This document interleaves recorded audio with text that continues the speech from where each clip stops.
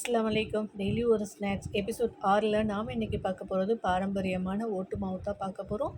இதுக்கு தேங்காய் பால், முட்டை எதுவுமே தேவையில்லை. ரொம்ப ஈஸியாக செஞ்சுக்கலாம். அதே சமயம் செம டேஸ்டியாக இருக்கும். இதை எப்படி செஞ்சுன்ட்டு பார்க்கலாம்.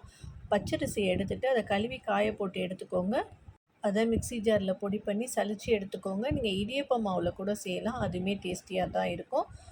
அடுப்பில் ஒரு வாணலி வச்சுட்டு அதை அடுப்பை மீடியம் ஃப்ளேமில் வச்சுட்டு அந்த சலிச்சு வச்சுருக்க மாவை கொட்டி வறுத்துட்டே இருக்கணும். கைவிடாமல் வறுக்கணும். அப்போ தான் ஈவனாக வறுபடும். மாவு செவந்துடக்கூடாது.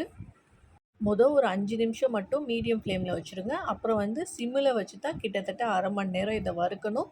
ஒரு 5 நிமிஷம் வறுப்பட்ட உடனே மாவு அப்படியே கலக்கலன்னு தனித்தனியாக ஆகிடும்.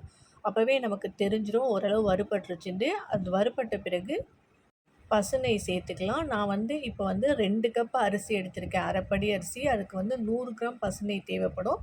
பசுநெய்யை கொஞ்சம் கொஞ்சமாக விட்டு அதை வறுத்துட்டே இருங்க.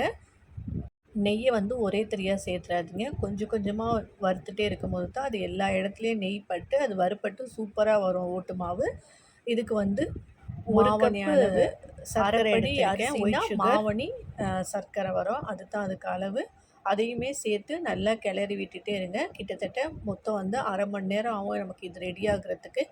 எல்லாம் சேர்ந்து வறுப்பட்டு வரும்போது அந்த ஸ்மெல்லுலேயே நமக்கு தெரிஞ்சிடும் சூப்பராக ரெடி ஆகிடுச்சுட்டு. கண்டிப்பாக இதே மாதிரி ட்ரை பண்ணி பாருங்கள். செம்ம டேஸ்டியாக இருக்கும்.